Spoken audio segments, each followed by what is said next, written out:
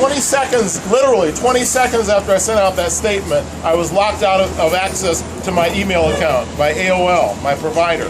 Okay, they said it was because of unusual activity on my account, and for my own good, they were locking me out. And I had to get help about 6 times from a friend through Veterans for Peace who works all these systems and so forth to break back in and get it back up and working again. Okay, but for the entire time we were trying to organize during the commemoration, both my email and my Facebook page were being fooled with. Okay, and my cell phone account was canceled mysteriously by someone 2 days before I went in to pay my monthly payment. I walked in, the regular payment guy who I've been working with for 4 years. He said, "Oh no, I got a call from you 2 days ago canceling your account, and we sold it to someone else." Wow. So I'm saying this, but also Kim McGill and I were talking the other day. We've been sending each other communications by email over the past several weeks around the gang injunction stuff. She never got any of mine, and I never got any of hers. John here, I've been sending out the same communications to John that I sent out to everybody. He hasn't been getting them. I didn't get any. Okay? So, and I know other people. I got Frank Durrell. That's how I should have gotten like Tiffany Walsh. She said she what I'm saying to say, that one of the things that this digital age does is it actually makes it easier for COINTELPRO types of manipulation of our mail messages and so forth to happen. And we need to be in good contact with each other about these things, because we need to identify when it is happening, how it is happening, and who it's happening to. Okay, and thus far, I know that John and Kim McGill, who we've been working very closely with on several different projects, our communications are being diverted. We all need to be conscious of this right now. We all need to stay in touch with each other so that we know what we know and what we don't know. Also, if we find ourselves getting into conflict situations with each other, we need to really try to make an extra effort to try to mediate those between ourselves. We can't always prevent them from happening, but what we can do is try to mitigate them from getting so far overblown that we become easily manipulatable because of these conflicts going on between us, because we are constantly being monitored. This is one of the big mistakes that Occupy has made.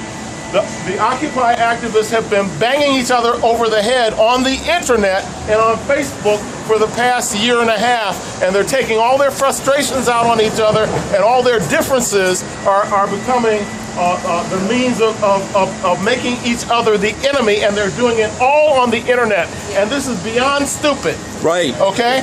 And, you know, we need to rectify this, and we need to ourselves get a process in place that avoids that kind of damage to our movement and our ability to work together. So, you know, thank you again, everybody who turned out today. Kwazi, are you going to be involved in the November 6th meeting with Hamid Khan about LAPD spying? Do you know about that event? It's November 6th. You know, November 6th, it's at the Imam Mosque up on like National and Motor. Where is it? It's on Motor. On Motor. It's November 6th. It's Hamid Khan and I think it's Jews for Peace's sponsoring. It's about LAPD spying. Hamid mentioned it to me the other day. He was supposed to be here today, actually, but he had another commitment that he previously had. But we've been in good touch with each other. I don't know if I'm going to be at that event. There's so many things going on right now. We've got this gang injunction, several other things. But nonetheless, the more that we network with each other, the more it matters less if we make every specific event. And we're in good touch with Hamid. He had mentioned that event to me, as you mentioned. I'm just a little tired and haven't Kwazi, and this problem that you mentioned with the disunity among the groups, the fractions and when we should be being unified instead of doing this fighting, what would you recommend? What could you tell the people out there? You know, what can we do to defeat this? Because as you mentioned, this is a really big thing. We're trying to plan our October 22nd in Sacramento, and you know, there's so much fighting and division among, you know, the people themselves who are being, you know, killed by the police and all these other things that are going on. What can we do to stop this crap that's destroying us? We have to operate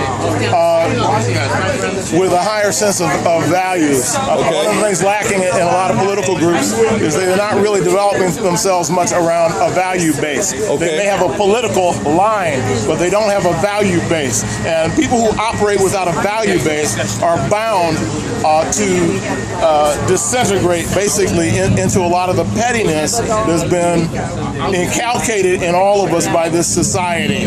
Okay, so we have to have a value base, number one, and our values should teach us how we deal with conflicts with each other and with other progressive people. Right. And if they don't do that, then what we're doing is not useful anyway. Right, because I've seen a lot of ego problems. People, it's about ego, and that seems to be, I mean, could you address that really quick there? Yeah, that ego is a big problem. It's the heritage of our society. It promotes that. Right. So we have to have a value base. I mean, it's as simple as that. We have the value base, and then we have to practice those values. And you know, I mean, you know, the way I equate it is, you know, even in wars where people are shooting at each other, they often develop enough respect for each other as human beings across the lines that when the shooting dies down, the troops actually get together and congregate and deal with each other as human beings, even though there's a war going on. If that can happen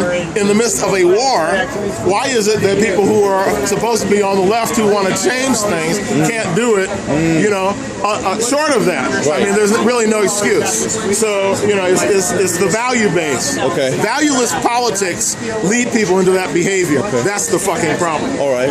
Thank you very much. Thank you very much. Yeah.